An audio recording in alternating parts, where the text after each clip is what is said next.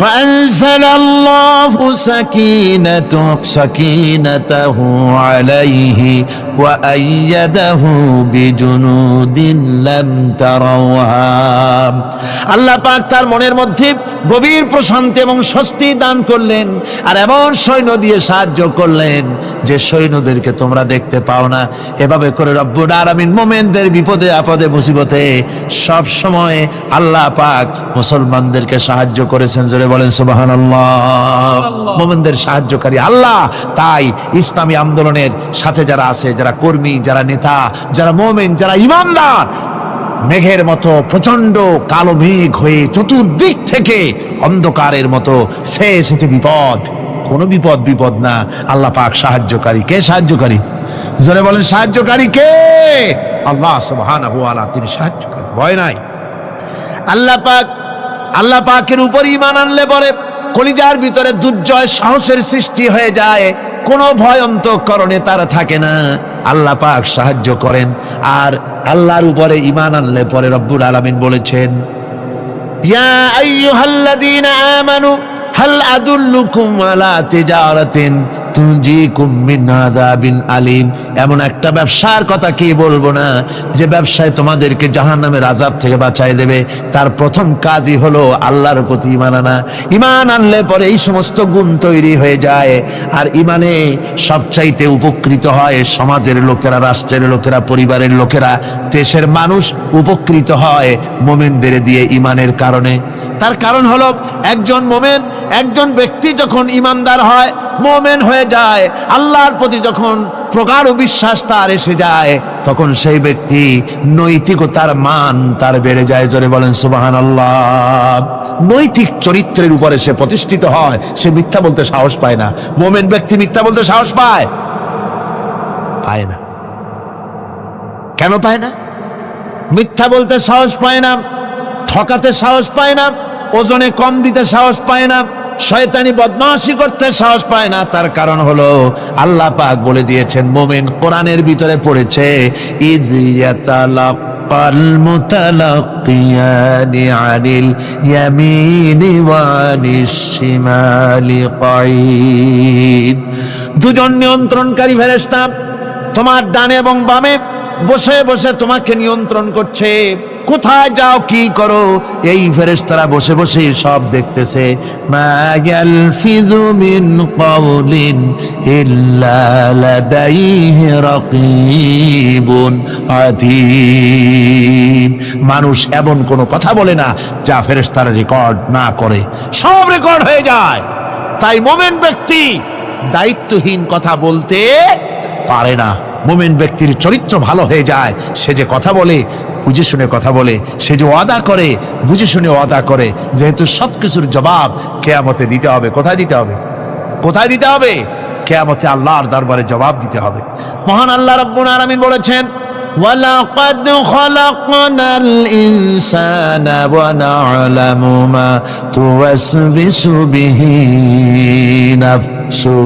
মানুষ সৃষ্টি করেছি আমি, তার অন্তঃকরণের ভিতরে ওয়াসওয়াসা কি হয় আমি জানি। এই জন্য মুমিনেরা মনের ভিতরে কোনো খারাপ কল্পনাও করতে পারে না। খারাপ কল্পনা করলেও তার হিসাব দেওয়া লাগবে আল্লাহর কাছে। কার কাছে? ওয়াইন তুবদু মিন আনফুসিকুম আও তুখফুহু ইউহাসিবুকুম বিহিল্লাহ। আল্লাহ বলেন, মনের মধ্যে যে সব কল্পনা করো তা প্রকাশ করো আর গোপন রাখো, ওইটার হিসাব নেব আমি আল্লাহ পাক। কিয়ামতের দিন আমার কাছে হিসাব দিতে হবে। বন্ধুগণ, এই জন্য মুমিন যারা, মুমিনদের চরিত্র প্রতিষ্ঠিত হয়, মুমিনদের ধারণা থাকে যেখানেই যাই না কেন, যেখানেই বসি না কেন, সেখানেই আল্লাহ, আল্লাহ ছাড়া কোনো জায়গা নাই। আছে নাকি? আছে। আল্লাহ পাক বলেন, মা ইয়াকুনু মিন নাজওয়া সালাসাতিন ইল্লা হুয়া রাবিউহুম। তোমরা যেখানে তিনজন মিলে পরামর্শ করো, মনে রেখো তিনজন নও, ওখানে চতুর্থ সত্তা আমি রব্বুল আলামিন তোমাদের কাছে আছি। সব শুনি আর দেখি। পাঁচজন যেখানে হও সেখানে আমি ষষ্ঠ। এর থেকে যদি কম হও, এর থেকে যদি বেশিও হও, বান্দারে তুমি আছো যেখানে আমি আল্লাহ আছি সেখানে। উপায় নাই, সব জায়গায় আমি দেখতে পাচ্ছি। শুধু তাই নয়, রাত্রিবেলায় মানুষেরা গোপনে পরামর্শ করে, করে না? করে কিনা? রাতে রাতে পরামর্শ করে, এক জায়গায় বসে, হলের মধ্যে, পাহাড়ের মধ্যে, কোন জায়গায় বসে পরামর্শ করে। কি পরামর্শ? ইসলামী আন্দোলনের লোকদের মারবে, কোথায় তাদের ধরবে, কোথায় তাদের অত্যাচার করবে, এই সমস্ত পরামর্শ করে। আল্লাহ পাক বলছেন, শুনুন, আল্লাহ রাব্বুল আলামিন বলেন, ওয়া হুয়া মাআহুম ইয ইউবাইতুনা মা লা ইয়ারদা মিনাল কাউল ওয়া কানা আল্লাহু বিমা তা'য়ামালুনা মুহীতা। আল্লাহ পাক বলেন, তিনি তো ঠিক সেই সময়ও তোমাদের কাছে থাকেন যখন তোমরা নিজেদের ঘরের মধ্যে বসে কোন এক জায়গায় বসে আল্লাহর মর্জির খেলাফ পরামর্শ করো, আল্লাহ তখনও তোমাদের কাছে থাকেন।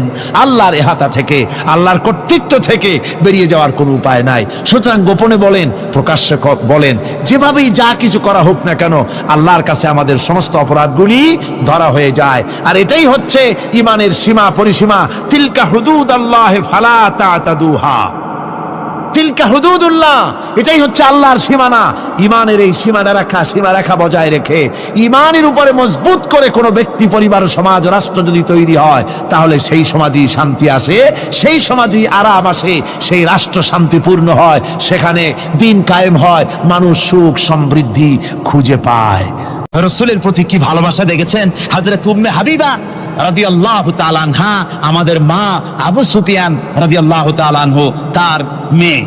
তার কাছে আবু সুফিয়ান তখনও কাফের, সেই কুফরি হালতে মেয়ের ঘরে গিয়েছেন।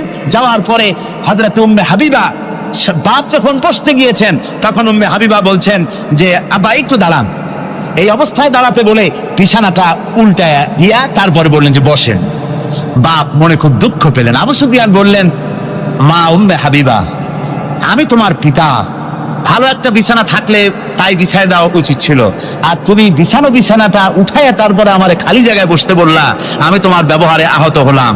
হযরত উম্মে হাবিবা বলেন, আব্বা জান, নিশ্চয়ই আপনি আমার আব্বা, শ্রদ্ধেয় পিতা, কোনো সন্দেহ এতে নাই, কিন্তু আপনি একজন কাফের। আল্লাহর রাসূল যে বিছানায় বসেন, সেই বিছানা আমি একটা কাফেরকে বসতে দিতে পারি না। সুবহানাল্লাহ। গভীর রাত্রে হযরত ফাতিমা রাদিয়াল্লাহু তাআলা আনহা ইন্তেকাল করলেন। কিছু সংখ্যক সাহাবীদের কাছে খবর দিয়া অল্প সময়ের ভিতরে জানাজার ব্যবস্থা করা হলো। হযরত আবু যর গিফারী রাদিয়াল্লাহু তাআলা আনহু কবরের ভিতরে নেমে গেলেন। কবরের ভিতরে নেমে গিয়া হযরত আবু যর বলেন, রে কবর, তোর ভিতরে আজকে কাকে রাখবো, তুই কি তা জানিস নাকি? কোনো জবাব আসে না। হযরত আবু যর বলেন, কবর রে, তোর ভিতরে আজকে যাকে রাখবো তিনি হতেছেন হযরত ইমাম হাসান হোসেনের মা, বেহেশতের সমস্ত জওয়ানদের সরদার হবেন যারা, সেই দুইজনের মা তোর ভিতরে রাখবো, খবরদার বেয়াদবি করবি না। কোনো জবাব না পেয়ে হযরত আবু যর বলেন, ওগো কবরের মাটি, তোর ভিতরে কাকে রাখবো কি জানিস? আসাদুল্লাহিল গালিব, দুনিয়ার সমস্ত কাফেরদের বিরুদ্ধে আল্লাহ রাব্বুল আলামিন যাকে বাঘ বানিয়ে পাঠালেন, সেই হযরতে আলী, তার স্ত্রী রেখে যাব, খবরদার বেয়াদবি করবি না। কোনো জবাব আসে না। হযরত আবু যর বলেন, কবরের মাটি, তোর ভিতরে যাকে রাখবো তিনি হলেন খাতুনে জান্নাত, বেহেশতের সমস্ত মহিলাদের সরদারিনী হবেন যে ফাতেমা, তারে রেখে যাব, তোর ভিতরে খবরদার কোনো বেয়াদবি করবি না। আবার হযরত আবু যর বলেন, কবরের মাটি, তোর ভিতরে কারে রাখবো কি জানিস? তোর ভিতরে আজকে যাকে রেখে যেতেছি তিনি হলেন আখেরি জামানার পয়গম্বর, বিশ্বনবী জনাবে মুহাম্মদ রাসূলুল্লাহ সাল্লাল্লাহু আলাইহি ওয়াসাল্লামের কলিজার টুকরা মা ফাতেমাকে তোর ভিতরে রাখবো, খবরদার কবরের মাটি বেয়াদবি করবি না। কিতাবে এসেছে হযরত আবু যর গিফারী শুনতে পেলেন, আওয়াজ এলো, কি যেন বলতেছে, রে আবু যর, আমি ফাতেমাকে চিনি না, হাসান হোসেনের মাকে চিনি না, আলীর স্ত্রী চিনি না, রাসূলের মেয়ে মা ফাতেমাকে চিনি না। আমল যদি ভালো হয় আমার ভিতরে, আমল ভালো নিয়ে যে আসবে শান্তিতে থাকবে, আর আমল যদি খারাপ হয় আমার ভিতরে, তার অবস্থা চূড়ান্ত হয়ে যাবে। আমার ভাইরা, আমার বন্ধুগণ, আমলের উপরে ভিত্তি করে কিয়ামতের দিন নাজাত হবে। আমল যদি খারাপ হয়ে যায়, কিয়ামতের দিন কেউ তাকে বাঁচাতে পারবে না। এই জন্য কিয়ামতের ময়দানে হাসরের দিনে আল্লাহর হাবিব জনাবে মুহাম্মদ রাসূলুল্লাহ সাল্লাল্লাহু আলাইহি ওয়াসাল্লাম সিজদায় পড়ে কাঁদতে থাকবেন। আল্লাহ রাব্বুল আলামিন বলেন, হাবিব রে আপনি কাঁদেন কেন? আজকে তো আপনার কাঁদার দিন না, আমি আপনাকে মাকামে মাহমুদ দান করেছি, আমি আপনাকে কাউসার দান করেছি, আপনার আজকে সম্মানের দিন, মর্যাদার দিন, কাঁদেন কেন? আল্লাহর হাবিব বলবেন, রব্বুল আলামিন মাকামে মাহমুদ পেয়েছি, কাউসার পেয়েছি, কান্দি এই জন্য আমি দেখতে পাচ্ছি আবার সামনে দিয়া ফেরেশতারা আমার উম্মতগুলি জাহান্নামের দিকে নিয়ে যায়। আল্লাহ রাব্বুল আলামিন বলবেন, ওগো আমার হাবিব আমি আপনাকে ক্ষমতা দিলাম, আপনার জান্নাতি উম্মতগুলি আপনি বেছে নেন। আল্লাহর হাবিব তার জান্নাতের উম্মতগুলি বাঁচতে থাকবেন। হযরত আয়েশা বলেন, ইয়া রাসূলুল্লাহ কিয়ামতের ময়দানে লক্ষ কোটি কোটি মানুষের ভিতরে আপনার জান্নাতি উম্মত আপনি চিনবেন কি করে?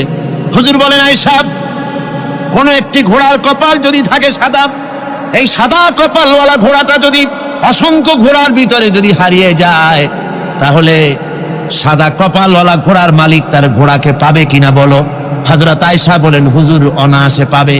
আল্লাহ রাব্বুল আলামিনের হাবিব বলেন, আয়েশা রে কিয়ামতের ময়দানে আমার যেই উম্মতেরা নামাজি ছিল, দিনদার ছিল, পরেজগার ছিল, দুনিয়ার বুকে ঈমান নিয়ে যারা চলাফেরা করেছে, আমার দিন কায়েমের আল্লাহর দ্বীনের জন্য যারা কাজ করেছে, ওদের চেহারা নূর চমকাতে থাকবে, ঈমানের নূর কিয়ামতের দিন চমকাতে থাকবে।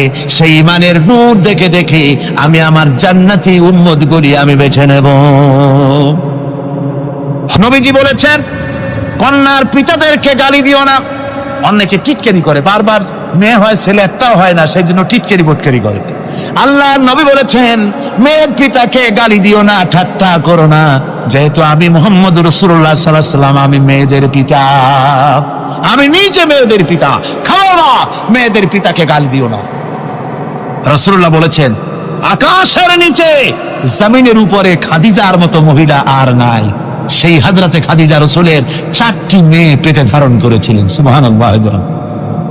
মেয়ের প্রতি রাসূলুল্লাহ যথেষ্ট মহব্বত করতেন, মেয়েকে খুব ভালোবাসতেন হুজুর সাল্লাল্লাহু আলাইহি ওয়াসাল্লাম। হুজুরের কলিজার টুকরা ছিলেন মা ফাতিমা রাদিয়াল্লাহু তাআলা আনহা। হুজুর যখন কোথাও যেতেন সকলের শেষে দেখা করতেন ফাতেমার সঙ্গে, আর বিদেশ থেকে সফর করে এসে সকলের আগে দেখা করতেন ফাতেমার সঙ্গে। সুবহানাল্লাহ। রাসূলুল্লাহ বলেছেন, তোমরা যখন বাজারে যাবে বা ব্যবসা করতে যাবে বা বিদেশে যাবে, আসার সময় যে সব হাদিয়া নিয়ে আসো। আমরা যখন বাইরে যাই, বাজারে যাই, কিছু হাদিয়া আনি না, জামা কাপড় চকলেট ইত্যাদি আমরা আনে থাকি। রাসূলুল্লাহ বলেছেন, হাদিয়াগুলি তোমরা যারা বিদেশে যাও, বাজারে যাও, হাদিয়া আনবে, আর এনে ঘরের মধ্যে ঢুকে তা শুরু করবে মেয়েকে দিয়ে। প্রথমে দেবে মেয়েকে। সুবহানাল্লাহ।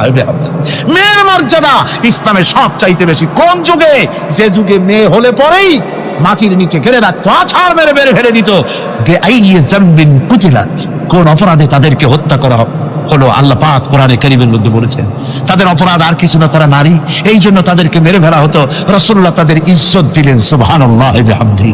রাসূলুল্লাহ সম্মান দিলেন, ইজ্জত দিলেন তাদেরকে। কন্যা হিসাবে নারীর এই মর্যাদা। ফাতেমাকে রাসূল এত ভালোবাসতেন, ইন্তেকালের সময় হযরত ফাতেমা কাঁদতে কাঁদতে বেহুশ হয়ে যাওয়ার উপক্রম হয়ে গেছে। রাসূলুল্লাহ হযরত ফাতেমাকে ইশারা দিলেন।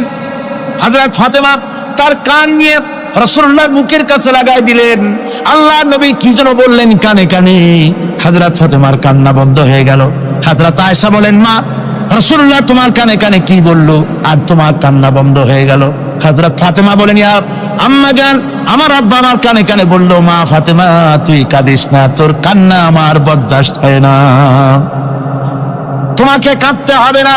আমি তোমাকে সুসংবাদ দিয়ে যেতেছি, আমি মরে যাওয়ার পর সর্বপ্রথম তোমার সাথে আমার দেখা হবে। রাসূলুল্লাহর এই ভবিষ্যৎবাণী হযরত ফাতেমা বুঝতে পেরেছেন যে হুজুরের ইন্তেকালের পরে আমার বেশি দেরি হবে না, আমিও তাড়াতাড়ি হুজুরের সাথে শামিল হতে পারবো। হুজুরের ইন্তেকালের 6 মাস পরেই হযরত ফাতেমা রাদিয়াল্লাহু তাআলা আনহা ইন্তেকাল করেছিল। কন্যা হিসাবে নারীর মর্যাদা ইসলাম অনেক অনেক গুণে বাড়িয়ে দিয়েছে। এই কন্যা শিশু, কৈশোর, যৌবন পেরিয়ে যখন যৌবনে তার বিয়ে হয়ে যায়, আল্লাহ রাব্বুল আলামিন তখন বলেন, ومن آياته أن خلق لكم من أنفسكم أزواجا لتسكنوا إليها وجعل بينكم مودة ورحمة আল্লাহ পাক বলেন আমার নিদর্শনের ভিতরে এটিও একটি নিদর্শন যে আমি তোমাদের থেকে তোমাদের জোড়া তৈরি করেছি, তোমাদের স্ত্রীদেরকে তৈরি করেছি, তোমাদের সাথে তোমাদের স্ত্রীর ভালোবাসা সৃষ্টি করেছি, মহব্বত সৃষ্টি করেছি। এই মহব্বত আমি আল্লাহ তৈরি করেছি। আর যখন বুড়ো হয়ে যায় মানুষ, স্বামী স্ত্রী যখন বুড়ার বুড়ি হয়, তখন আর ভালোবাসা থাকে না, তখন ওই ভালোবাসা সহৃদয়তার করুণায় আমি আল্লাহ পরিণত করে দেই। বুড়ার জন্য তখন বুড়ি ছাড়া আর উপায় নাই, বুড়িরও আর বুড়া ছাড়া উপায় নাই। তখন ভালোবাসা কোনো বিশেষ কোনো অক্ষ নিয়ে ভালোবাসা নয়, তখন একের উপরে অন্য একদম নির্ভরশীল হয়ে পড়ে। আল্লাহ পাক বলেন এই অবস্থা আমি আল্লাহ সৃষ্টি করে দেই। সুবহানাল্লাহ ওয়া বিহামদিহি। স্ত্রীকে রাসূলুল্লাহ কত ভালোবাসতেন। আল্লাহর নবী বলেছেন আমার কাছে তিনটা জিনিস প্রিয়, একটা হচ্ছে সুগন্ধি, একটা হচ্ছে নামাজ, আর একটা হচ্ছে স্ত্রী। সুবহানাল্লাহ। স্ত্রী আমার কাছে প্রিয়। হুজুর বলেছেন তোমাদের মধ্যে সেই ব্যক্তি উত্তম যে ব্যক্তি তার স্ত্রীর কাছে উত্তম। আমি আমার স্ত্রীদের কাছে উত্তম ব্যক্তি। সুবহানাল্লাহ। রাসূলুল্লাহ স্ত্রীকে কত ভালোবাসতেন। বিশ্বনবী রাজনৈতিক কর্মকাণ্ড চালাচ্ছেন, যুদ্ধের দামামা বাজতেছে, চতুর্দিকে কত অশান্তি, সবকিছু চলছে, স্ত্রীর হক আদায় করতে ভুলে যাননি। রাতের বেলায় হযরত আয়েশার বয়স কম, তাকে নিয়ে রাসূলুল্লাহ একটু সুযোগ পেয়েছেন, বলছেন আয়েশা সব তো ঘুমিয়ে, চলো আমরা একটু দৌড়াই। ওই যে দূরে একটা জিনিস দেখা যায়, দৌড় দাও দেখি কি আগে যায়। দুজনে দৌড় প্রতিযোগিতা করলেন। দৌড় প্রতিযোগিতায় হযরত আয়েশা ফার্স্ট হলেন, হুজুর পিছনে পড়ে গেলেন। হযরত আয়েশা খুব আনন্দ করলেন যে আপনি কিন্তু আমার সাথে দৌড়ে পারলেন। পরবর্তী কিছু কাল যাওয়ার পর হযরত আয়েশা বলেন হুজুর আজকে আবার বললেন যে চলো আয়েশা একটু দৌড়াই। হযরত আয়েশা বলছেন যে সেদিনের তুলনায় আমার শরীর একটু, আমি মুটিয়ে গেছি, শরীরটি স্থূল হয়েছে, আমি আজকে দৌড়ালাম কিন্তু পারলাম না। রাসূল আগে চলে গেলেন, আমি হাঁপাতে হাঁপাতে যখন হুজুরের কাছে চলে গেছি, হুজুর তখন মুস্কি হেসে আমাকে বললেন আয়েশা ওই সেই দিনের জবাব আজকে দিয়া দিলাম। সুবহানাল্লাহ বিহামদিহি, সুবহানাল্লাহ বিহামদিহি। বিশ্ব নবী কত বড় আদর্শ বিশ্ব মানবতার জন্য। তিনি বলেছেন আরাফাতের ময়দানে রাসূলুল্লাহ বলেছেন তোমরা যেমন পড়বে তোমার স্ত্রীদেরকে তেমন পড়াবে, তোমরা যেমন খাবে তোমার স্ত্রীদেরকে তেমন খাওয়াবে, স্ট্যান্ডার্ড মেনটেন করবে। তুমি ভালো দামের কাপড় পরবে, স্ত্রীকে খারাপ দিবে তা নয়। অধিকার দুজনেরই সমান, স্বামী এবং স্ত্রী সমান অধিকার, কিন্তু আমরা তা বুঝতে পারি না, বুঝতে চাই না। আমরা অনেকে মনে করেছি বিয়ে যখন করছি তখন আমি তো নওয়াবজাদা নসরুল্লাহ খান আর বউ তো কেনা দাসী। না, সে কিন্তু দাসী নয়, তার মর্যাদা আছে, তার সম্মান আছে, তার সম্মান আপনাকে দিতে হবে। রাসূলুল্লাহ দিয়েছেন, আপনাকেও দিতে হবে। রান্না বান্না হতে দেরি হয়, কত গালাগালি শুনতে হয় নারীকে। আল্লাহর নবীর স্ত্রী হযরত আয়েশা বলেছেন আল্লাহর নবী কাজ করে, মানুষের সঙ্গে কথা বলে, রাষ্ট্রীয় দায়িত্ব পালন করে ঘরের ভিতরে সে যখন দেখেছেন রান্না হতে দেরি আছে, রাসূলুল্লাহ বিরক্ত হন নাই, ভুরু কুঞ্চিত করেন নাই, চোখ মোটা করেন নাই, আমাকে কোনো কথা শোনার নাই, বরং আমার কাছে বসে রান্নায় আমাকে সহযোগিতা করেছেন। সুবহানাল্লাহ বিহামদিহি। এই হলো আল্লাহর রাসূল, এই হলো বিশ্ব নবী। স্ত্রীর সঙ্গে কি মহব্বত! সুবহানাল্লাহ বিহামদিহি। হুজুর মহব্বত করতেন স্ত্রীদেরকে। রাসূলুল্লাহর ঘরে দৌলত ছিল না, কিন্তু মহব্বত দিয়ে ভরা ছিল ঘরটা। হুজুরের ঘরে ফ্রিজ নাই, এসি নাই, হুজুরের ঘরে কার্পেট নাই, হুজুরের ঘরের মধ্যে জাজির নাই, তোশক নাই, বড় বড় কম্বল নাই, আরামের কোনো জিনিস নাই, মডার্ন ইকুইপমেন্টস কিচ্ছু নাই, দৌলত নাই, কিন্তু মহব্বত দিয়ে ঘরটা ভরা। হযরত আয়েশা বলেছেন আমি পানি পান করে, যখন আমি পানি পান করে গ্লাস রেখে দিতাম, আল্লাহর নবী তখন গ্লাসের সেই জায়গায় ঠোঁট লাগাতেন যেখানে আমি ঠোঁট লাগাইয়া পানি পান করেছি। আমি গোশত চিবোতাম, রাসূলুল্লাহ আমার হাত থেকে গোশত টুকরা দিয়া সেই জায়গায় চিবোতেন যেখানে আমি চিবোয়েছি। সুবহানাল্লাহ। আমার ভাইয়েরা, রাসূল তার স্ত্রীদেরকে মহব্বত করতেন, স্ত্রীরাও রাসূলকে মহব্বত করতেন দারুণ ভাবে। একবার হযরত আয়েশা সিদ্দিকা রাদিয়াল্লাহু তাআলা আনহা হুজুরকে গোসল করাতেছিলেন, মাথার উপরে পানি ঢালতেছেন, হুজুর একটা চৌকির উপরে বা একটা তক্তার উপরে বসে আছেন। গোসলের পানির ভিতরে রাসূলুল্লাহ দেখতে পেলেন রক্তের মতো কি যেন প্রবাহিত হয়ে যাচ্ছে। হুজুর জিজ্ঞেস করেন, আয়েশা রে, পানির ভিতরে রক্তের মতো কি দেখা যায়? হযরত আয়েশা বলেন, হুজুর আপনি যখন বসেছিলেন অসতর্ক মুহূর্তে তক্তার নিচে আমার একটা আঙ্গুল পড়েছিল, পায়ের আঙ্গুলটা ফেটে বোধহয় রক্ত বেরোতেছে। রাসূলুল্লাহ তাড়াতাড়ি করে উঠলেন আর ওই আঙ্গুলকে ব্যান্ডেজ করে দিলেন। রাসূলুল্লাহ বললেন, আয়েশা রে, আঙ্গুল ফেটে গেছে, একটু আহারহু পর্যন্ত করলে না, এতক্ষণ তুমি কষ্ট করলে কেন? হযরত আয়েশা বলেন, ইয়া রাসূলুল্লাহ, ওটা তো একটা পায়ের আঙ্গুল। আয়েশার কলিজাটা ফেটে যদি রক্ত বেরোতো রাসূলুল্লাহকে উঠতে বলতে আমি পারতাম না। কি মহব্বত রাসূলের সাথে। হযরত আয়েশা বলেন, রাসূল সাল্লাল্লাহু আলাইহি ওয়াসাল্লাম স্ত্রীদেরকে এত ভালোবাসতেন, আমাদের ঘরে গোশত টোস্ত তেমন রান্না বান্না খুব কম হতো। গোশত রান্না হবে কি, মাসের পর মাস চলে গেছে রাসূলের বাড়িতে, হুজুর স্ত্রীরা বলেছেন আমাদের ঘরে চুলে আগুন জ্বলে নাই, একটু শুকনা রুটি, একটু শুকনা খেজুর আর একটু পানি খেয়ে আমাদের জীবন চলেছে, এরকমের অবস্থা হয়েছে। তারপরে এই অবস্থা চলেছে, এর মধ্যে যদি কখনো একটু গোশত আসছে, হুজুর যখন ছাগল টাগল ইত্যাদি ছাগল দুম্বা জবাও করেছেন, এই দুম্বার গোশত নিয়ে ছাগলের গোশত নিয়ে রাসূলুল্লাহ নিজে বেরোতেন। হযরত খাদিজার বান্ধবী কোথায় আছে খুঁজে ওই বান্ধবীর কাছে গোশত পৌঁছে দিয়ে আসতে। হযরত আয়েশা বলেন, একদিন আমার ঘুম ভেঙে গেল, দেখি হুজুর আমার কাছে নাই, গেলেন কোথায়?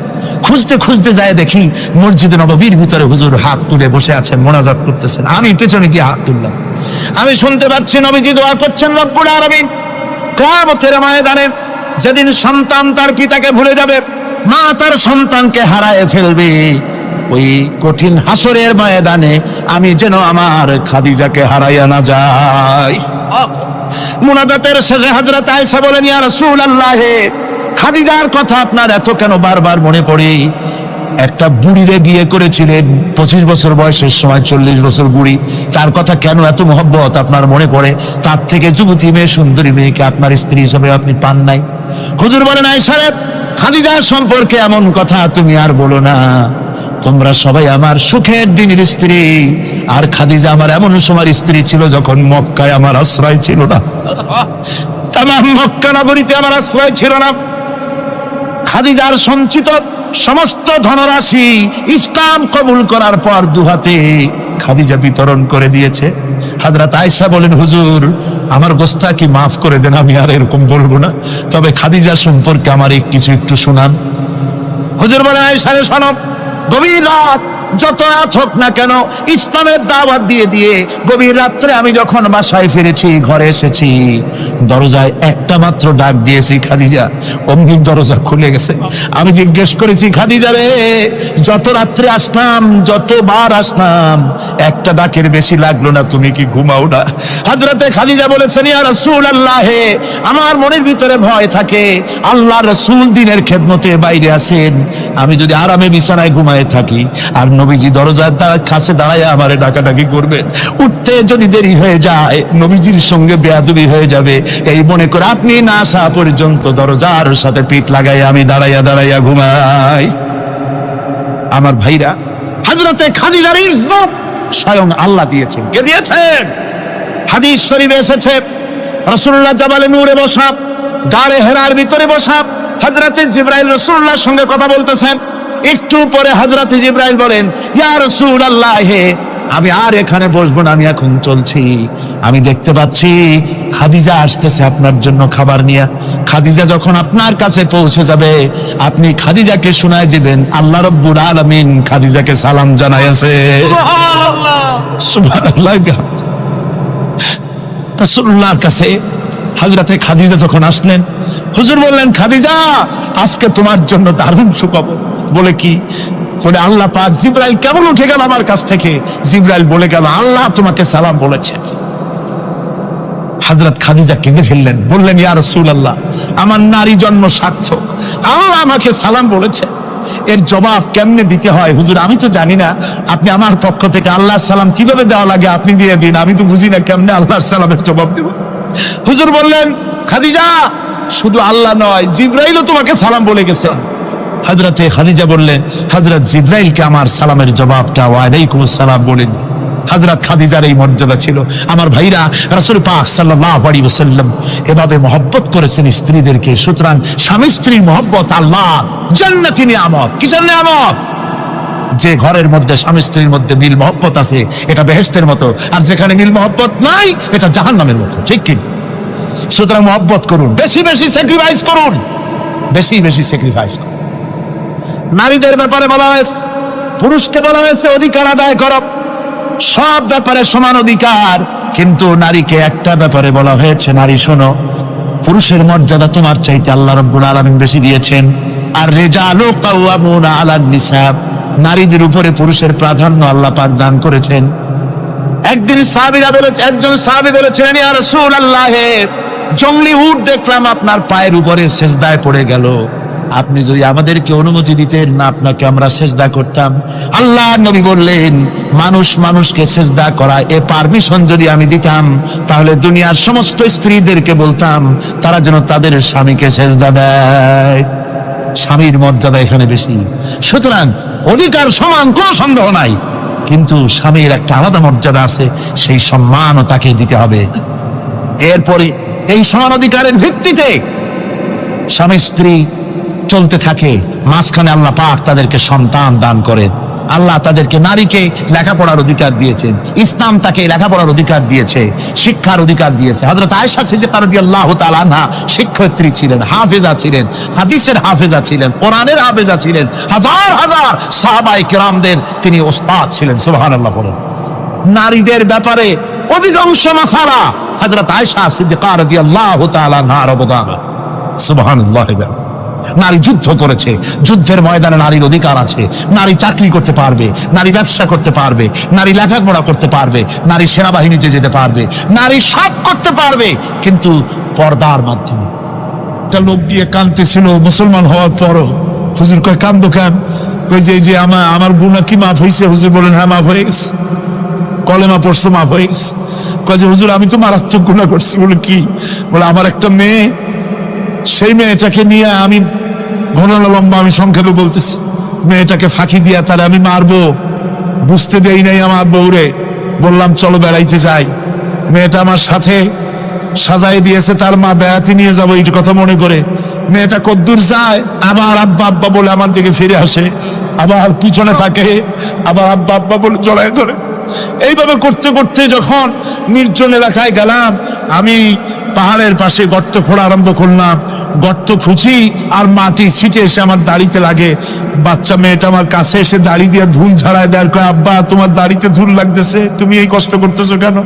মেয়ে তো বোঝে না যে আমি তার জন্য কবর খুঁজতেছি। কবরটা খোঁড়া হয়ে যাওয়ার পর মেয়েটারে বান্ধা শুরু করলাম। মেয়ে এখন কাঁদতেছে, বাবা আমার বান্ধো কেন? আমি তারে বাঁধা জোরে ওর মধ্যে নিক্ষেপ করে দিলাম। মেয়েটা গর্তের মধ্যে বসে চিৎকার করে বলছে, আব্বা তুমি আমারে বাঁচতে দাও, আমি তোমারে বাপ বলে সমাজে হ্যাঁ করবো না, আমি ভিক্ষা করে খাবো, আমারে পারো না। লোকটি বলছি, ইয়া রাসূলুল্লাহ, আমার মনে দরদ আসলো না।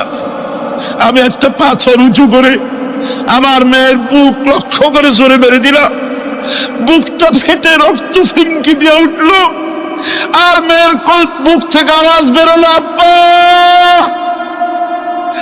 আমার কানে যেন এখনো সেই আওয়াজ বাজে। হাদিস শরীফে এসেছে, হুজুরের চোখের পানি দাড়ি ভিজে ভিজে জামার উপরে পড়তেছিল। হুজুর বললেন, আহারে, মানুষও পারে এইরকম কাম করতে।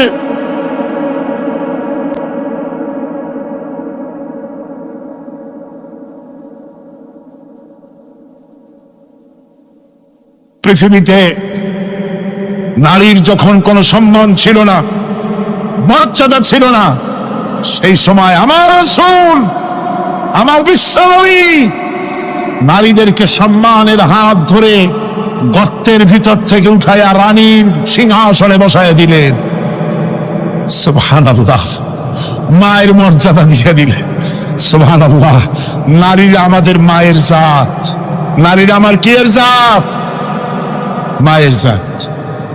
আমার মা বোনেরা, তোমাদের সম্মান কত তোমরা জানো না।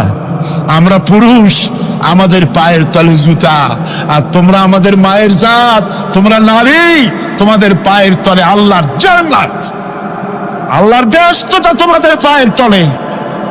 এই সম্মান আল্লাহ তোমাদের দিয়েছে, নবী দিয়েছেন। সুবহানাল্লাহ। কর ভাইরা আমার, অধিকার ইসলাম দিয়েছে। বিবাহ যখন হয়, এই বিবাহের সময় এজেন্ট আনতে হয়।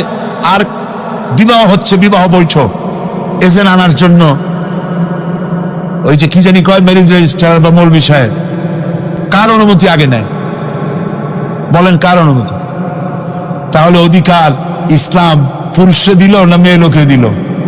আজ মেয়ে লোকের কাছে যাও, মেয়েটাকে জিজ্ঞেস করো সেই বিবাহে রাজি আছে কিনা। সুবহানাল্লাহ পড়ে, এই বিবাহে রাজি আছে কিনা জিজ্ঞেস করে, তার অধিকারই বেশি। এরপরে এই বিবাহে করার ব্যাপারে কত বৈষম্য। আজ বিবাহ করতে গেলে যৌতুকের প্রথা এসেছে। রাসূলুল্লাহ যৌতুক দিয়েছিলেন, ওটা যৌতুক না, ওটা উপহার, ওটা হাদিয়া।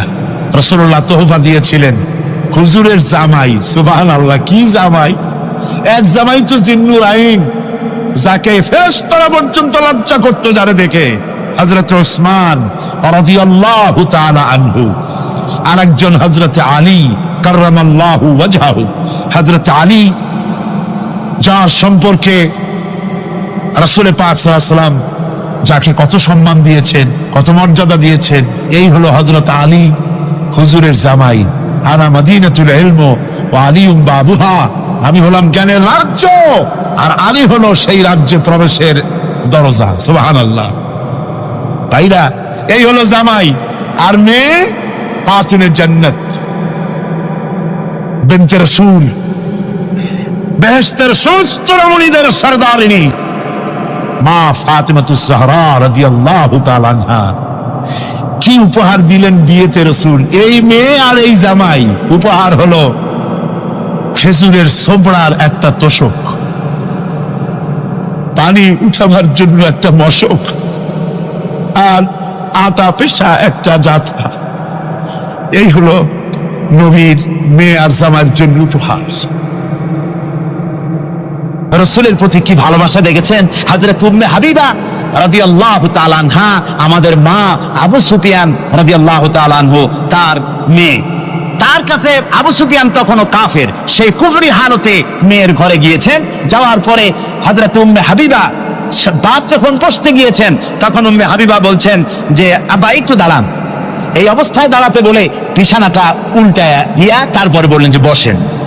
বাপ মনে খুব দুঃখ পেলেন। আবু সুফিয়ান বললেন, মা উম্মে হাবিবা, আমি তোমার পিতা, ভালো একটা বিছানা থাকলে তাই বিছায় দেওয়া উচিত ছিল, আর তুমি বিছানাটা উঠাইয়া তারপরে আমার খালি জায়গায় বসতে বললা, আমি তোমার ব্যবহারে আহত হলাম। হযরত উম্মে হাবিবা বলেন, আব্বা জান, নিশ্চয়ই আপনি আমার আব্বা, শ্রদ্ধেয় পিতা, কোনো সন্দেহ এতে নাই, কিন্তু আপনি একজন কাফের। আল্লাহর রাসূল যে বিছানায় বসেন, সেই বিছানা আমি একটা কাফেরকে বসতে দিতে পারি না। সুবহানাল্লাহ। তিনজনের দোয়া কবুল হবে আল্লাহর দরবারে।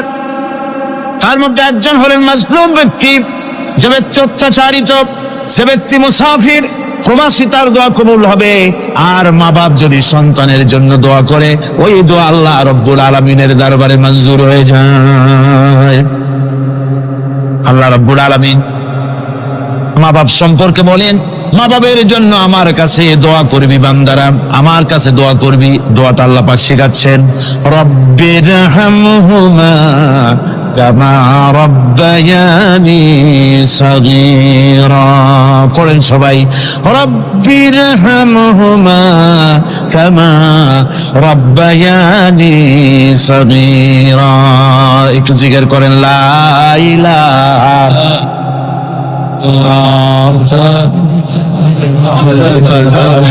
লা ইলাহা ইল্লাল্লাহ, লা ইলাহা ইল্লাল্লাহ, লা ইলাহা ইল্লাল্লাহ, লা ইলাহা ইল্লাল্লাহ মুহাম্মাদুর রাসূলুল্লাহ।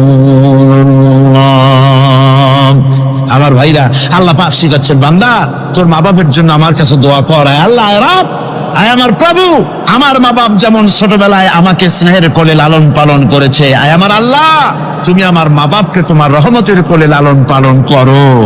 আল্লাহ শিখাই দিয়েছেন। আমার ভাইরা, প্রত্যেক নামাজের পরে এই দোয়াটা ভুলে যাবেন না, ভুলে যাবেন, ভুলে যাবেন। আমার ভাইরা, আমার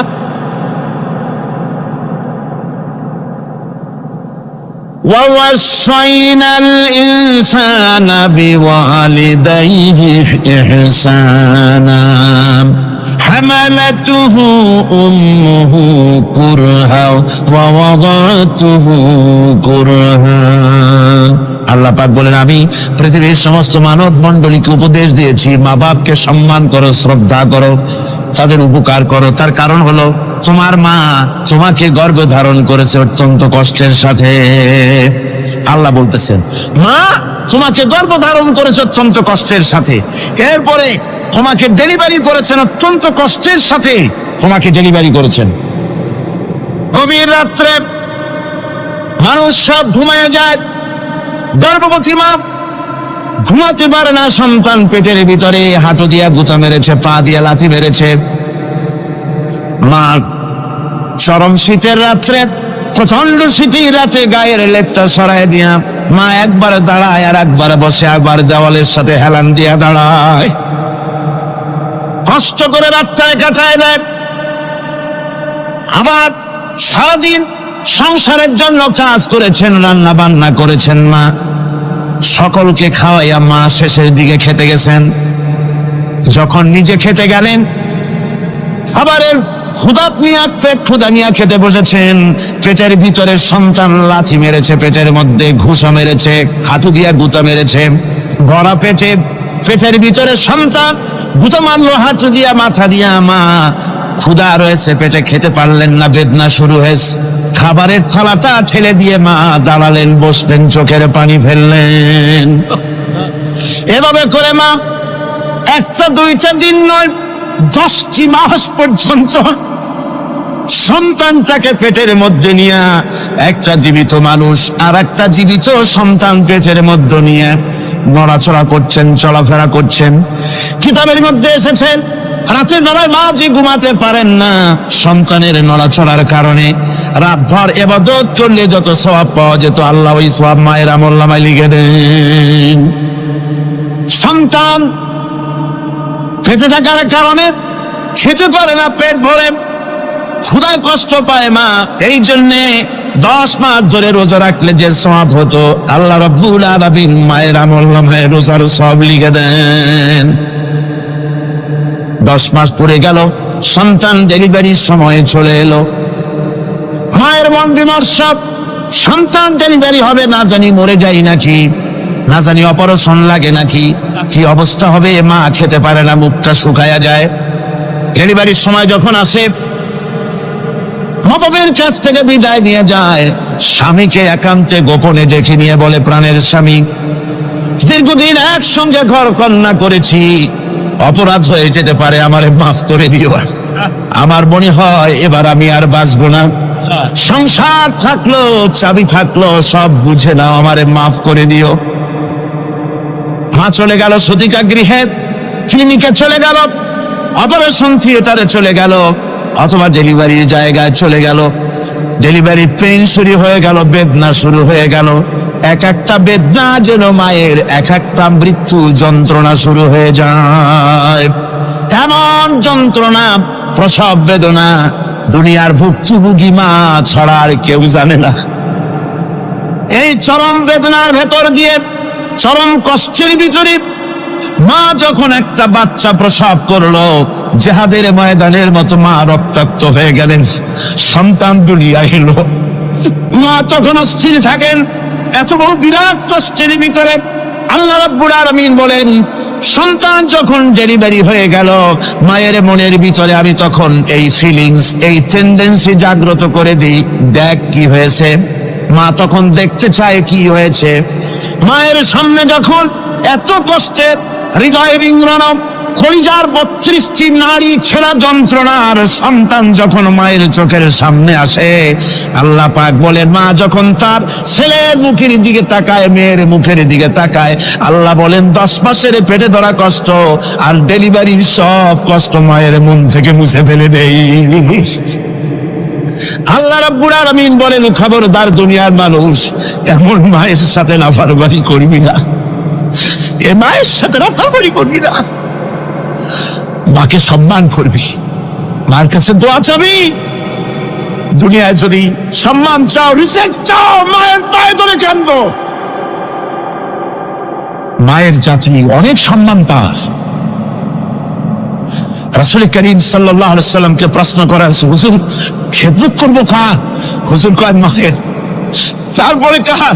হুজুর কয় মায়ের। তারপরে কার? হুজুর বলেন মায়ের। তারপরে কার? তোমার পিতার। 3 গুণ, তোর ভাইয়ের মর্যাদা 3 গুণ বেশি, তোর বাবার চাইতে মর্যাদা বেশি। সুবহানাল্লাহ পড়ে। আর আজকে ইসলামের শত্রুরা তারা বলে যে ইসলাম নারীর অধিকার আদায় করে নাই। নারীর অধিকার ইসলাম দেয় নাই তো কে দিয়েছে? আমার বন্ধুগণ, বিশ্বনবী জনাবে মুহাম্মদ রাসূলুল্লাহ সাল্লাল্লাহু আলাইহি ওয়াসাল্লাম মসজিদে নববীর ভিতরে বসে আছেন। এক বৃদ্ধা মহিলা মসজিদের মধ্যে প্রবেশ করলেন। হুজুর বৃদ্ধাকে দেখে দাঁড়ায় গেলেন, বিশ্বনবী বুড়ি মেয়ে লোককে দেখে দাঁড়ায় গেলেন। আল্লাহর নবী বুড়িকে দেখে দাঁড়ালেন। বুড়ি যখন কাছে এলেন, আল্লাহর নবী নিজের গায়ের চাদর বুড়ির জন্য বিছায়া দিলেন। বুড়ি বসলেন।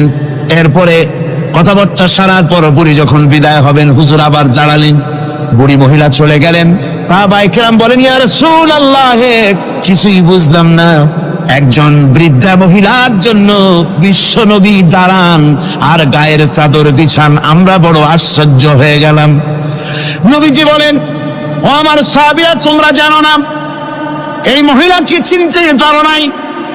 আমি আমার মায়ের দুধ আমার জীবনে কিসমতে তেমন হয় নাই, আমি আমার মায়ের দুধ তেমন কিসমতে পাই নাই। যার বুকে দুধ খেয়ে, যার কোলে কাখে চড়ে আমি বড় হয়েছি, আমার সেই দুধ মা ইনি হযরতে হালিমাতুস সাদিয়া। আর সেই দুধ মা রাসূলুল্লাহ নিজে সম্মান দিয়েছেন মায়ের। খবরদার মাকে অসম্মান করবেন না, মাকে সম্মান করবেন, মাকে শ্রদ্ধা করবেন। আমার বন্ধুগণ, আলেম ওলামা পীর বুজুর্গদের জন্য হাদিয়া তো দেন, আপনারা কোনো নিষেধ নাই, দেন। হাদিয়া দেওয়া সুন্নত, নেওয়া সুন্নত, দিবেন, আমি কোনো নিষেধ করি না। কিন্তু আমি বলতে চাই, পীর বুজুর্গদের কাছে, আলেম ওলামাদের কাছে হাদিয়া দিয়া আল্লাহরে যত না খুশি করতে পারবেন, এই ডালিম বেদানার মৌসুমে বেদানা একটা ভেঙে নিজ হাতে যদি মায়ের মুখে তুলে দেন, আল্লাহর আরশ খুশি হয়ে যাবে, আল্লাহর আরশ আজিম খুশি হয়ে যাবে, আল্লাহ পাক খুশি হয়ে যাবে। মায়ের খাওয়াও, বাপকে খাওয়াও, তোমার সবচেয়ে বড় প্রিয় জিনিস। সুবহানাল্লাহ বলে, সুবহানাল্লাহ। মা বাপ যদি একটু দোয়া করে দেয়, তোমার জিন্দেগির কাম শেষ। একটু বদদোয়া করলে জাহান্নামে যাবা। কোন ফিসায় বদদোয়া করলে জাহান্নামে যাবে এমন কথা নয়। কোন মরণে বদদোয়া করলে দোজখে যাবে এমন কথা নয়। রাসূল বলেছেন, হুমা জান্নাতুকা ওয়া নারুকা। মা বাপ তোমার বেহেশত, মা বাপ তোমার জাহান্নাম। মা বাপ যদি অসন্তুষ্ট হয়, দোজখে যাবি, আর মা বাপ যদি খুশি, আল্লাহর জান্নাতে চলে যাবি। সুবহানাল্লাহ, সুবহানাল্লাহ, সুবহানাল্লাহ। মায়ের পায়ের তলে তোর বেহেশত। আমরা পুরুষ, আমাদের গত বছরও বলেছি, আমরা পুরুষ, আমাদের পায়ের তলে জুতা। আমাদের পায়ের তলে কি? শুধু জুতা। আর আমার মা, আমার মায়ের জাতি যারা এই প্যান্ডেলে বসে আছেন, আমার মায়েরা, বোনেরা, মায়ের জাতি যারা পৃথিবীতে, মায়ের জাতি পায়ের তলে আল্লাহর বেহেশত। সুবহান। নারীর মর্যাদা ইসলাম দেয় নাই, কে দিয়েছে? আল্লাহ দিয়েছেন, আল্লাহ রাসূল দিয়েছেন। আর আমার মা, আমার মায়ের জাতি যারা এই প্যান্ডেলে বসে আছেন, আমার মায়েরা, বোনেরা, মায়ের জাতি যারা পৃথিবীতে, মায়ের জাতি পায়ের তলে আল্লাহর বেহেশত। সুবহানাল্লাহ। নারীর মর্যাদা ইসলাম দেয় নাই, কে দিয়েছে? আল্লাহ দিয়েছেন, আল্লাহর রাসূল দিয়েছেন। আমার বন্ধুগণ, হযরত বায়জিদ বুস্তামি, ছোট্ট বাচ্চা ছেলে, গভীর রাত্রে মা অসুস্থ, পানির পিপাসায় জেগে উঠেছেন।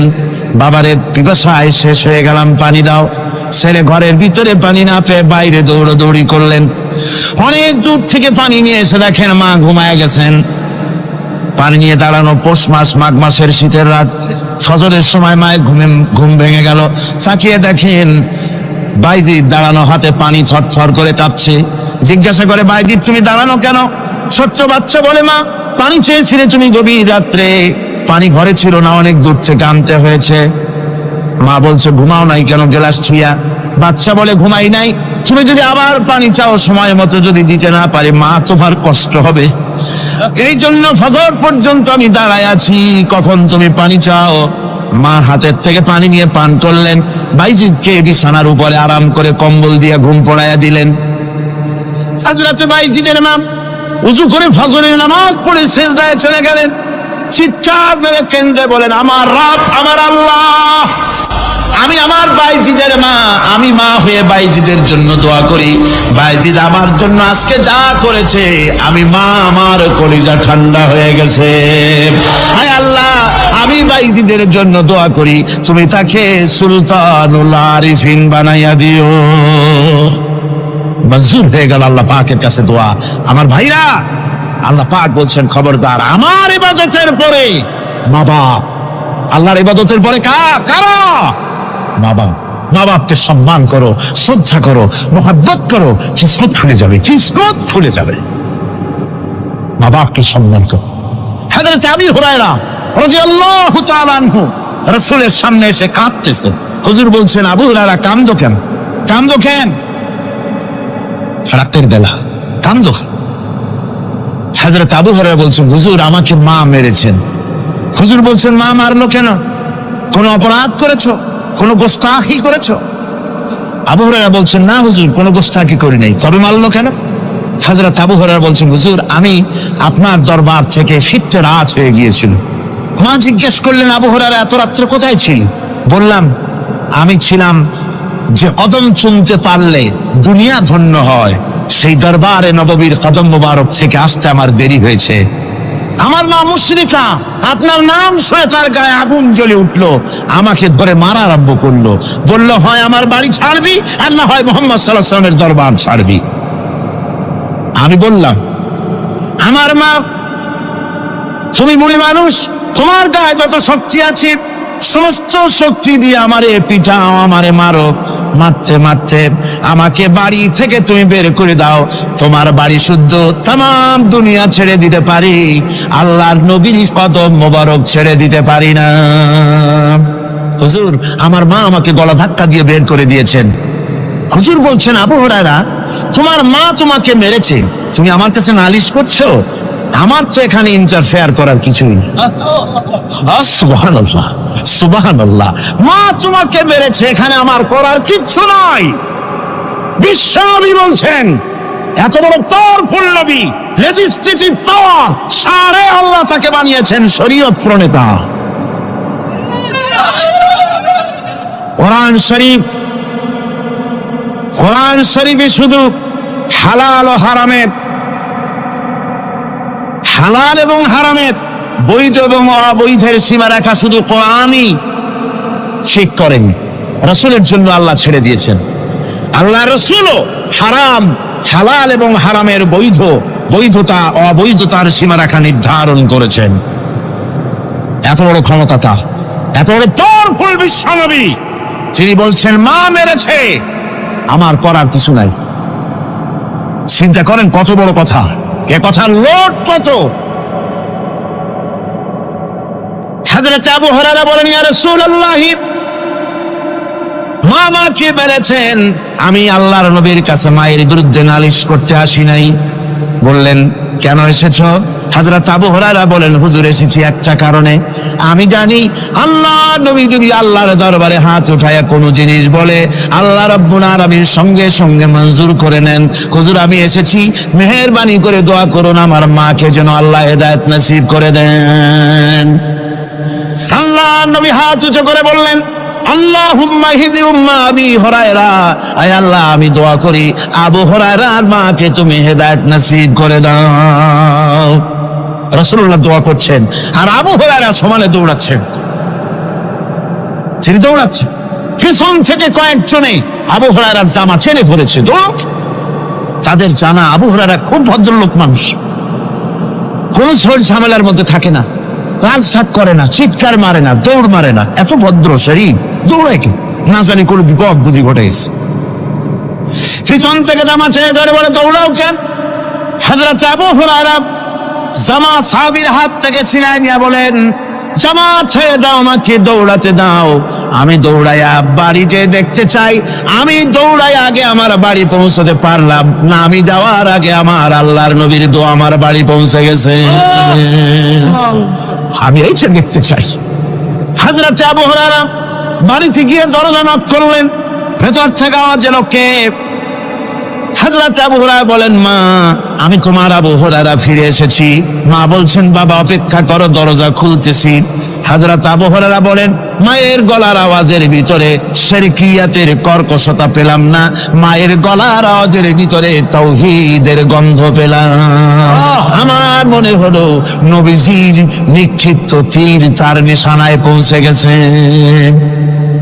কিছুক্ষণ পর মা আমার বেরিয়ে এলেন, মাথা থেকে চুলের থেকে বুড়ি মানুষ, সাদা চুলের ভিতর থেকে পানি পড়তেছে। মা বলল, বাবারে তোমারে মারার পর আমি বড় অনুতপ্ত হয়েছি, অনুশোচনা করেছি, আমি গোসল করেছি, মনে মনে ভাবলাম আমার ছেলে তো কোনো খারাপ জায়গায় যায় নাই, কেন তারে মারলাম, আমি বড় লজ্জায় পড়েছি তোমারে মেরে। ও আমার আবু হুরায়রা, আমি গোসল করেছি, পবিত্র হয়ে গেছি, জলদি করে আমাকে নিয়ে চলো বিশ্ব নবী জনাবে মুহাম্মদুর রাসূলুল্লাহর দরবারে। হযরত আবু হুরায়রার মা ঘোষণা করলেন, আশহাদু আল্লা ইলাহা ইল্লাল্লাহু ওয়াহদাহু লা শারীকা লাহু ওয়া আশহাদু আন্না মুহাম্মাদান আবদুহু ওয়া রাসূলুহু। আমার ভাইরা, মা বাপ সবচেয়ে সম্মানের জিনিস। আল্লাহর ইবাদতের পরই মা বাপের খেদমত করতে হবে। আল্লাহ পাক বলছেন, বান্দারে দেখ, মায়ের পেট থেকে আনলাম, মায়ের বুকের মধ্যে মহব্বত পয়দা করলাম, এত মহব্বত দিলাম তোর উপরে, যে কোনো বিদেশে যান, যেখানে যান, বাড়িতে ফিরলে পরে সকলে ছেলে মেয়ে ভাই বোন সবাই দেখবে সুটকেসে আমার জন্য আনছে কি, সবাই চিন্তা করবে আমার জন্য কি এনেছে। একমাত্র মা সন্তানের মুখের দিকে তাকাবে কখন খাইছে সে। সুবহানাল্লাহ, সুবহানাল্লাহ, আমার বাসার মুখখানে শুকনা, তুই বুঝি আজকে কিছু খাইস নাই। বিদেশে যেসব সন্তান থাকে, মা টাটা কবুতরের মতো ছটফট করে। আমার ছোটবেলার কথা আমি দেখেছি, শ্বশুরের মাদ্রাসায় পড়তাম, আব্বা টাকা দিতেন মাদ্রাসায় যাওয়ার সময়, আবার মা আবার মুরগির ডিম বিক্রি করা, বিভিন্ন জিনিস বিক্রি করা বা বাজার করা পয়সা, উদ্বৃত্ত কিছু পয়সা আব্বার অজান্তে আমার হাতের মুঠার মধ্যে দিয়ে দিতেন। যখন মাদ্রাসার দিকে রওনা হয়েছি, পর্দার আড়াল থেকে দরজা থেকে দেখতাম, যতক্ষণ তাকায় দেখতেছি চোখ থেকে পানি দম করে পড়তেছে। সুবহানাল্লাহ, মা কি জিনিস! আল্লাহ আল্লাহ আল্লাহ। বিদেশে যদি কারো সন্তান মারা যায়, সবাই জানা লাগে। কবি বলতেছেন, বিদেশে বিরাজ্যে যার পুত্র মারা যায়, পশু পক্ষী না জানিতে আগে জানে মা। মায়ের কই যান তারে টান লেগে যায়, মা বুঝতে পারে আমার সন্তানটা নাই। আহারে মা! আমার বন্ধুগণ, মা যার বেঁচে আছে বেয়াদবি করেছেন, পাও ধরে মাপ নিয়ে নেবেন, পাও ধরে মাপ নিয়ে নেবেন। মা তো পাও ধরে দেখবেন, মাফ করে দিবে। সুবহানাল্লাহ, সুবহানাল্লাহ, কত দরদ তার বুকের মধ্যে। আর মা বাপকে সম্মান করবে। যাক, এই বিষয়ের উপরে আমি আর যেতে চাই না। সত্যি আপনাদের বললাম, এই বিশাল জনতাকে বললাম, সবচাইতে বড় পীর আপনার জন্য আপনার মা বাপ। সবচেয়ে বড় পীর কে? মা বাপ। সন্তুষ্ট করেন, রুজিতে অভাব ঘটবে না। কোন মাজারে গিয়ে সেজদা দেওয়া লাগবে না, আল্লাহর কসম, মাজারে যাই চাওয়া লাগবে না। মা বাপকে খেদমত করেন, মা বাপকে খুশি করেন, মা বাপকে খাওয়ান, হাদিয়া দেন, মা বাপ খুশি, রুজিতে বরকত হবে, ব্যবসায় বরকত হবে, ঋণগ্রস্ত থাকবেন না, সম্মান আল্লাহ বাড়ায় দিবেন। সুবহানাল্লাহ বিহামদি, রাসূলুল্লাহর হাদিস। এই জন্য আমি অনুরোধ করব, মা বাপকে সম্মান করবে। ওয়াসি বুঝতে পেরেছি মুহাম্মদ সাল্লাল্লাহু আলাইহি ওয়াসাল্লাম আল্লাহর রহমত, করুণার নবী, দয়ার নবী, তার কাছে যদি আমি যেতে পারি তাহলে তিনি আমার সম্পর্কে, যদি তার সামনে যেতে পারি তাহলে তার কঠোর মনোভাব আমার প্রতি নরম হয়ে যাবে। এই মনে করে সাহাবায়ে কেরামদের চোখ এড়ায়া তিনি হুজুরের সামনে গিয়ে হাজির হয়ে গেলেন।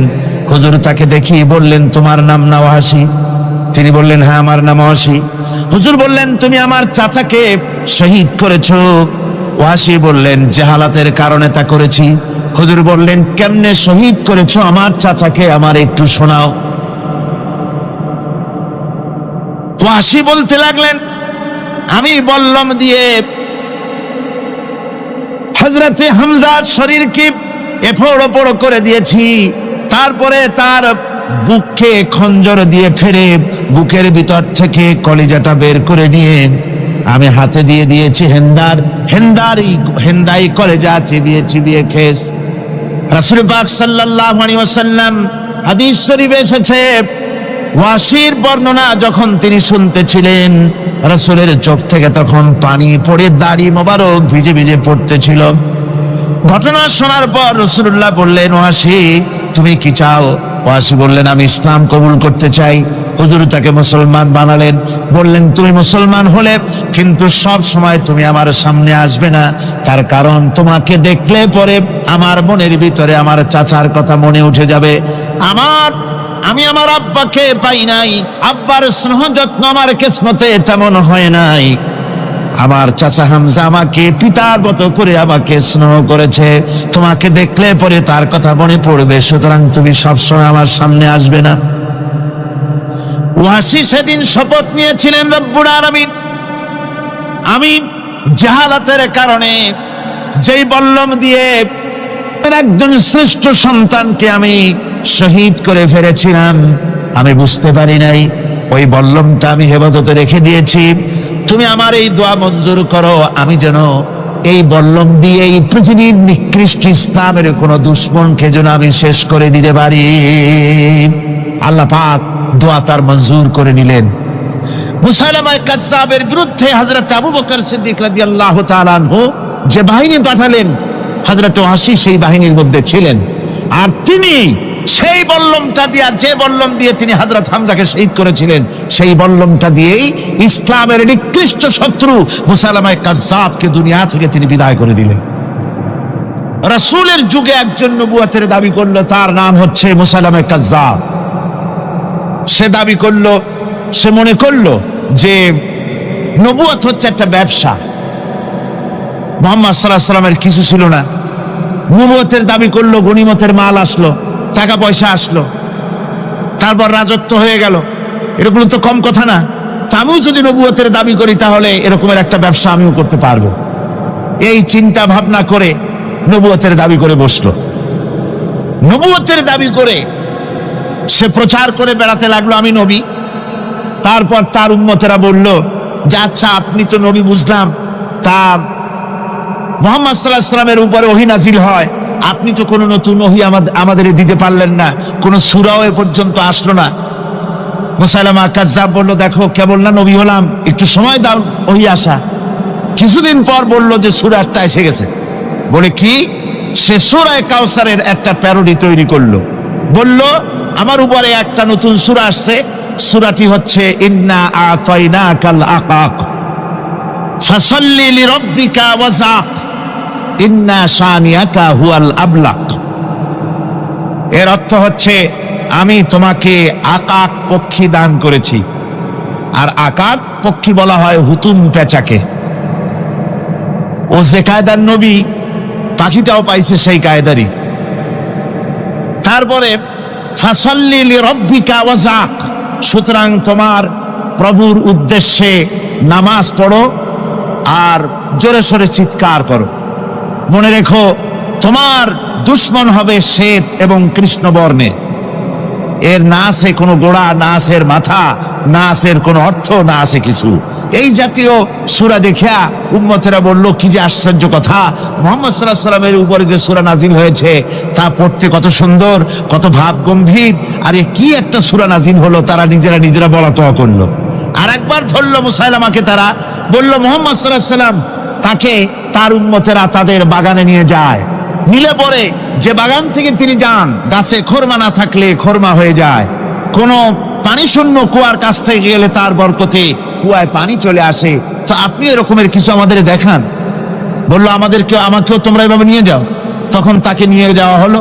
দেখলো উম্মতেরা যে এমনই পোড়া কপালে এক নবী তাদের ভাগে পড়ছে, যে বাগান দিয়ে যায়, গাছে খরমা থাকলে খরমা পড়িয়ে যায়, নষ্ট হয়ে যায়। আর কোনো পানিওয়ালা কুয়ার কাছ থেকে হাঁটলে সে কুয়া থেকে পানিও শেষ হয়ে যায়। এরপরে তার সাহস বাড়লো। মুসাইলামা কাজ্জাব রাসূল পাক সাল্লাল্লাহু আলাইহি ওয়াসাল্লামের কাছে এক চিঠি লিখলো।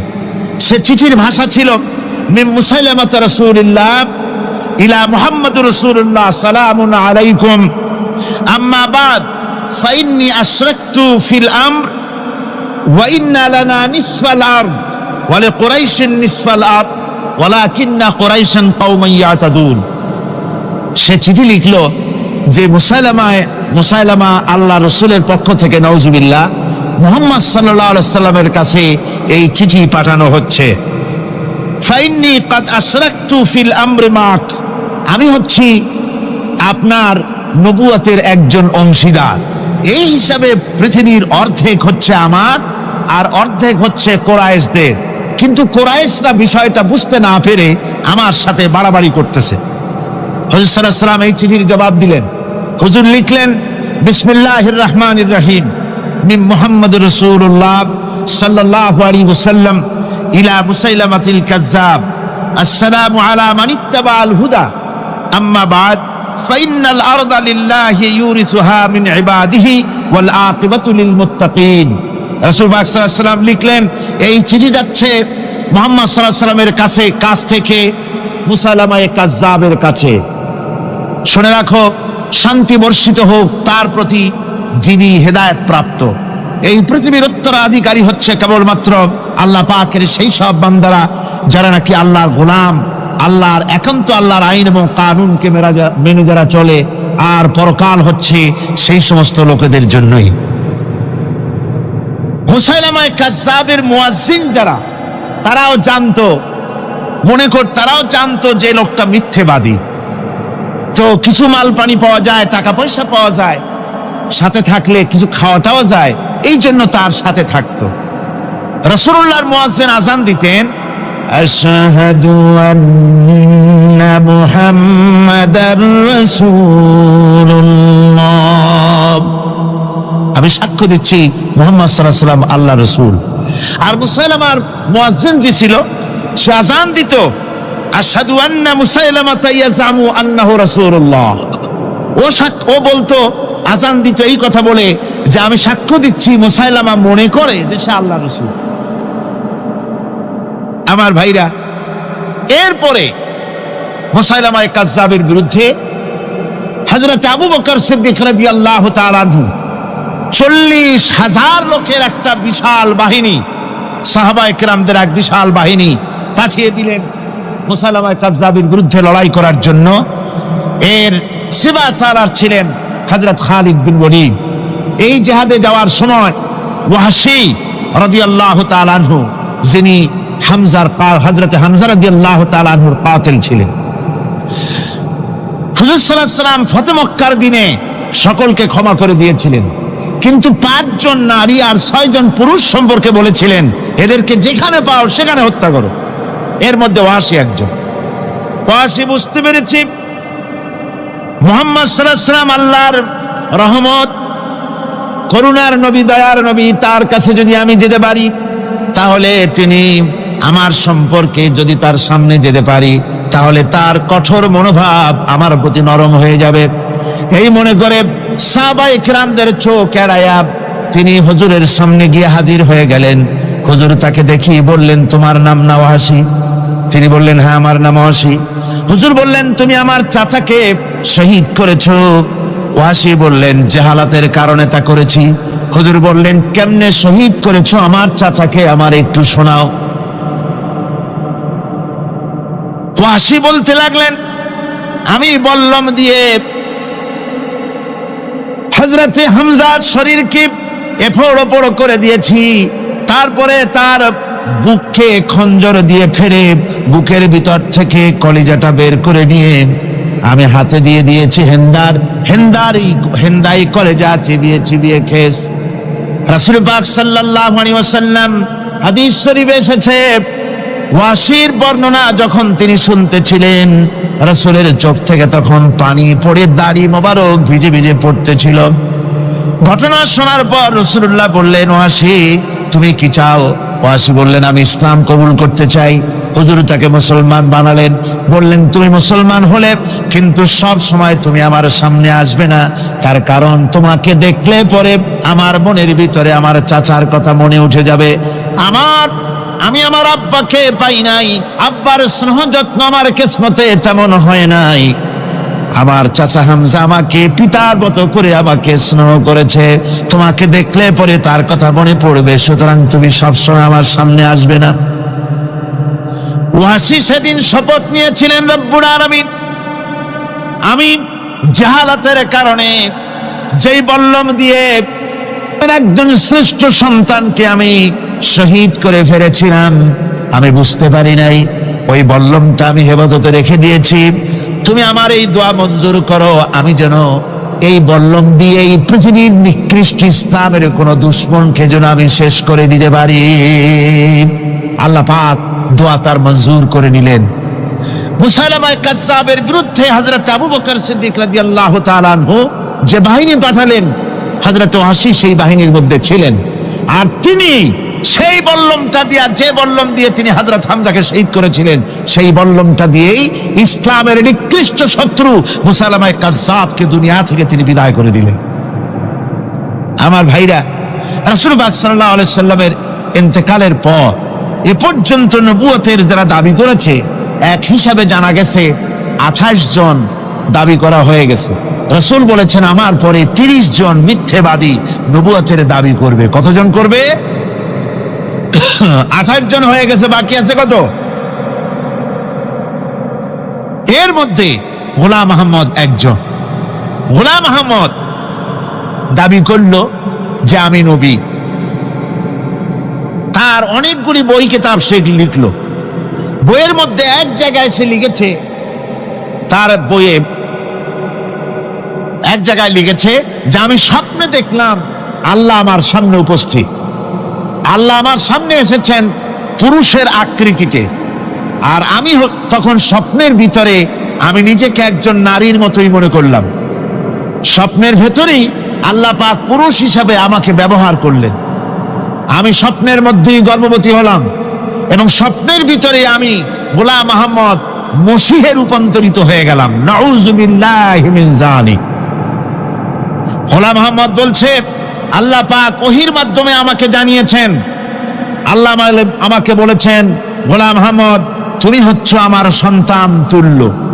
নাউযুবিল্লাহি মিন যালিক। এইভাবে অসংখ্য মিথ্যে কথা দিয়ে বইপত্র রচনা করেছে। লোকেরা তার কাছে নবুয়তের প্রমাণ চেয়েছে। আসলে শরীয়তের বিধান হচ্ছে, হুজুরের পরে যদি কেউ নবুয়তের দাবি করে, তাহলে তাকে সে নবী কিনা এর কোনো প্রমাণ তার কাছে চাওয়াও জায়েজ নাই। যেহেতু প্রমাণ চাইতে গেলে বোঝা যায়, সন্দেহ হয়, কিছুটা প্রমাণ দিতে পারলে তাহলে সে নবী হবে। কথা বুঝতে পেরেছেন?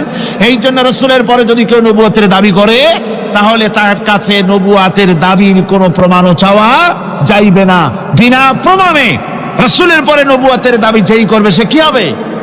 জোরে বলেন, কি হবে? কাফের হয়ে যাবে। দুনিয়ার সমস্ত উলামা, সমস্ত মুহাদ্দিস, সমস্ত মুফাসসির, দুনিয়ার সমস্ত মুফতি সব একমত, কোনো দ্বিমত নাই, গোলাম আহমদ কাদিয়ানী কাফের, তার অনুসারীরাও তার জামানায় মাওলানা আতাউল্লাহ শাহ বুখারী রহমতুল্লাহ আলাইহি তার সঙ্গে একটা বহস হলো। যেহেতু গোলাম মোহাম্মদ বলেছিল যে আমার এই 40 দিনের মধ্যে কেউ প্রতিবাদ করুক যেগুলি আমার ওহী নয়। হযরতে মাওলানা আতাউল্লাহ শাহ বুখারী রহমতুল্লাহ আলাইহি সেই যুগের একজন শ্রেষ্ঠ আলিম, তিনি বললেন, আমি তোমার কাছে কোনো প্রমাণ চাই না তুমি নবী কিনা, আমি জানি তুমি মিথ্যেবাদী, তবে তোমাকে বলতে হবে তুমি এই শক্তি কোথায় পেলে। গোলাম মোহাম্মদ বলল, কোরআন শরীফেই আছে আমার এই শক্তির উৎস। কোথায়?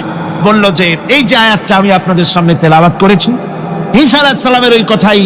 গোলাম মোহাম্মদ বলল যে হযরত ঈসা আমার সম্পর্কে বলেছেন, ইয়াতি মিন বাদি ইসমুহু আহমদ, আমার পরে একজন নবী আসবেন, রাসূল আসবেন, তার নাম হবে আহমদ, আমি সেই আহমদ। মাওলানা আতাউল্লাহ বুখারী বলছেন, তোমার নাম তো আহমদ না, তোমার নাম হচ্ছে গোলাম আহমদ। তার অর্থ হলো হযরত ঈসা আলাইহিস সালাম যে আহমদের কথা বলেছেন, তুমি সেই আহমদের গোলাম। গোলাম আহমদ বললেন, দেখুন আমার নামের প্রথম শব্দ গোলাম, এটা হচ্ছে আমার লকব। আমি আমার নামের লকবটা ছেড়ে দিলাম, বাদ দিয়ে দিলাম, আর ব্যবহার করব না। তাহলে তো আমি আহমদ থাকি, আপনি তো আর আপত্তি করতে পারেন না। মাওলানা বুখারী বললেন, নামের প্রথম শব্দ বাদ দেওয়া যদি জায়েজ হয়, তাহলে তোমার ফতোয়া দিয়ে আমার নামের প্রথম শব্দ বাদ দিয়ে দিলাম। আমার নাম আতা আল্লাহ, নামের প্রথম শব্দ আতা বাদ দিয়ে দিলাম। তো আতা যদি বাদ দেই তাহলে আল্লাহ হই, আর আল্লাহ হয়ে বলছি তোমার মতো গাধাকে নবুয়াত আমি দেই নাই। এরপর এই পৃথিবীর নিকৃষ্ট পাপী এই কাফেরের মৌত হলো কোথায়? জোরে বলেন, এই কাফেরের মৌত হলো কোথায়? পায়খানার ভেতরে মৌত হয়েছে। আমার বন্ধুগণ, সুতরাং বাংলাদেশে যত কাদিয়ানি আছে, সমস্ত কাদিয়ানিরা কাফের। সমস্ত কাদিয়ানিরা কি? আরো জোরে বলুন, তারা কি? কাদিয়ানিরা মুসলমানদের গোরস্থানে, তাদের মানুষ মারা গেলে মুসলমানদের গোরস্থানে তা দাফন করে না। মুসলমানদের জানাজায় তারা কোনোদিন আসে না।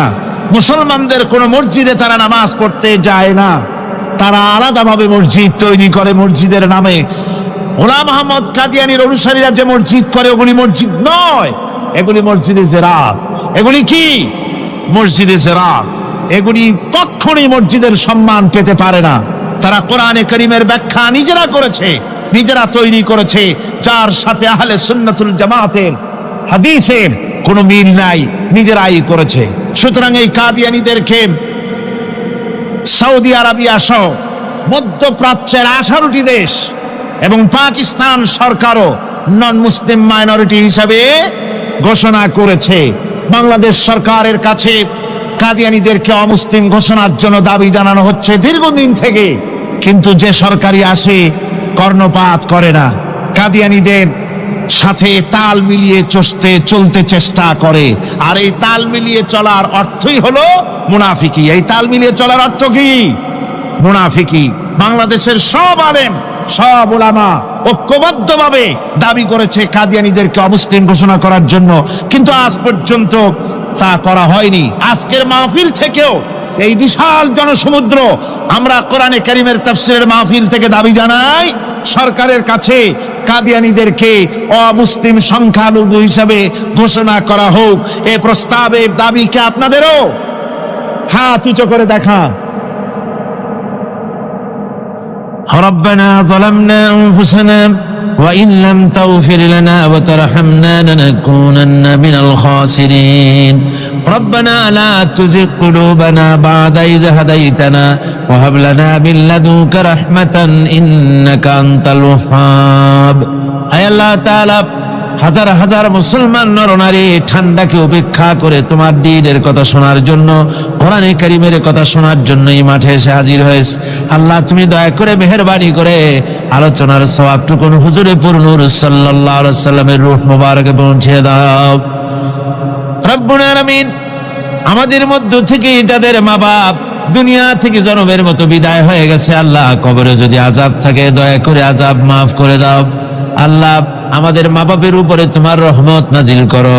রব্বিরহামহুমা কামা রব্বায়ানি সগীরা, রব্বিরহামহুমা কামা রব্বায়ানি সগীরা। হে আল্লাহ রাব্বুল আলামিন, এই মাহফিলে যত লোক আছি আমরা, কার কোন ব্যাধি আছে, রোগ আছে, আমরা তুমি ভালো করে জানো। আমাদের প্রত্যেকের ব্যাধিকে তুমি শিফায়ে আজলা দান করে দাও। আল্লাহুম্মা হাব্বিব ইলাইনাল ঈমান وزينه في قلوبنا وكره إلينا الكفر والفسوق والعصيان واجعلنا من الراشدين. ربنا تقبل منا إنك أنت السميع العليم وتب علينا إنك أنت التواب الرحيم. سبحان ربك رب العزة عما يصفون وسلام على المرسلين الحمد لله رب العالمين. واجعل آخر كلمتنا عند الموت لا إله إلا الله محمد رسول الله.